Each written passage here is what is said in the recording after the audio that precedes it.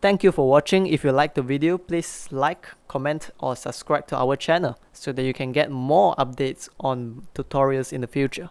Have a great day.